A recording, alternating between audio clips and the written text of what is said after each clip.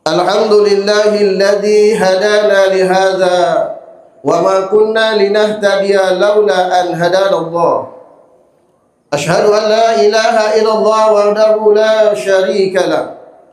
Wa asyhadu anna Muhammadan 'abduhu wa rasuluhu alladzi la nabiyya ba'da. Allahumma shalli wa sallim ala Muhammadin wa ala alihi wa ashabihi rasulillahi ajma'in, amma ba'du. Ya ayuhan nas, ittaqullaha haqqa tuqatih wa la tamutunna illa wa antum muslimun. Ma'asyiral muslimin, hamba Allah, sidang jamaah Id yang dirahmati dan dimuliakan Allah Subhanahu wa taala. Segala puji bagi Allah, Rabb semesta alam. Dia yang telah memilih kita untuk merasakan betapa indahnya Ramadan, memberi kita kesempatan untuk memperbaiki diri, dan kini mengantarkan kita pada hari kemenangan. Sungguh, jika bukan karena rahmatnya, kita tidak akan mampu menahan lapar dan dahaga. Jika bukan karena kasihnya, kita tidak akan mampu memperbanyak ibadah serta meninggalkan berbagai macam kemaksiatan. Allahu Akbar, Allahu Akbar, Allahu Akbar, walillahil hamd. Lihatlah bagaimana Allah Subhanahu wa taala telah mencurahkan nikmatnya. Dia masih memberi kita kehidupan, memberi kita kesempatan untuk bertakbir, bertahmid dan bertahlil di hari yang penuh dengan keagungan ini, dan mengizinkan kita untuk menyambut Idul Fitri dengan kebersihan hati. Betapa banyak orang yang tahun lalu masih bersama dengan kita, namun jasad mereka kini terbaring di peristirahatan terakhirnya. Duhai Allah, limpahkanlah salawat dan salam kepada junjungan kami Nabi Muhammad sallallahu alaihi wasallam, sang cahaya yang menerangi kegelapan, rahmat yang dihadiahkan kepada alam semesta. Dialah teladan yang terbaik dalam kesabaran, pengorbanan, dan keistiqomahan. Rasul yang menangis dalam sujudnya demi umatnya, yang berpuasa bukan hanya menahan lapar, tetapi juga untuk mendekatkan diri kepada Allah Subhanahu wa taala. Allahu Akbar, Allahu Akbar, Allahu Akbar, walillahil hamd. Ma'asyiral muslimin, hamba Allah yang dirahmati Allah Subhanahu wa taala. Di pagi yang penuh dengan kemuliaan ini, langit bersinar begitu sejuk, udara juga lebih terasa sejuk, dan hati kita semuanya tentu diliputi dengan berbagai macam kebahagiaan. Hari ini adalah hari di mana kita memperoleh kemenangan, hari kembali kepada kefitrahan kita,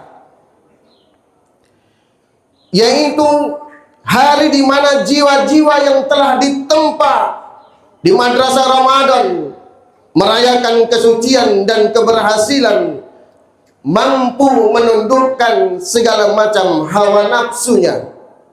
Tetapi mari kita renungkan sejenak. Benarkah kita telah menjadi orang-orang yang menang? Benarkah kita telah lulus dari ujian Ramadan?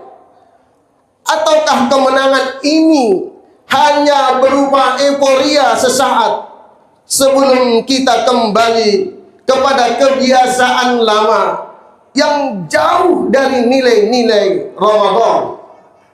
Idul Fitri bukan sekedar perayaan belaka, tetapi Idul Fitri ini merupakan awal dari ujian yang sesungguhnya. Setelah sebulan penuh kita beribadah, berpuasa, bersedekah, dan memperbaiki diri, apakah kita akan tetap istiqomah atau kembali kepada titik awal sebelum Ramadan datang? Rasulullah sallallahu alaihi wasallam bersabda dalam sebuah hadis beliau, Bismillahirrahmanirrahim. Man kana ya'budullaha fa innallaha hayy la yamut. Barang siapa yang beribadah kepada Allah, maka sesungguhnya Allah itu maha hidup dan tidak akan pernah mati. Hadis riwayat Bukhari Muslim. Maka jelaslah hadirin jamaah yang dimuliakan Allah Subhanahu wa taala, ibadah tidak berhenti di bulan Ramadan saja. Allah tetap Tuhan kita, kendati pun Ramadan telah berakhir dan berlalu. Salat tetap harus kita jaga dan kita tegakkan. Sedekah tetap harus dianjurkan, dan hawa nafsu tetap harus kita kendalikan. Maka hari ini kita tidak hanya merayakan sebuah kemenangan, tetapi juga kita merenungkan apa yang akan kita lakukan setelah Ramadan. Bagaimana kita mempertahankan ketakwaan di dalam kehidupan kita sehari-hari. Bagaimana kita tidak hanya menjadi pribadi yang lebih baik, tetapi kita juga harus berkontribusi bagi keluarga dan bangsa kita. Allahu Akbar, Allahu Akbar, Allahu Akbar, walillahil hamd. Inilah saatnya kita tidak hanya sekedar bertanya, tetapi kita harus bertindak. Pasca Ramadan adalah waktu untuk berperan. Berperan bagi diri sendiri, berperan bagi keluarga, dan juga berperan bagi bangsa yang lebih besar lagi. Mari kita simak pesan khutbah ini dengan hati yang terbuka dan niat yang tulus, agar Idul Fitri ini tidak hanya sekedar momen seremonial belaka, tetapi menjadi titik balik dalam kehidupan kita untuk menuju ridha Allah Subhanahu wa taala. Allahu Akbar, Allahu Akbar, Allahu Akbar, walillahil hamd. Sebagai tanggung jawab moral, sebagai alumni dari madrasah-madrasah Ramadan, ada 3 hal penting yang wajib kita untuk berperan di dalamnya.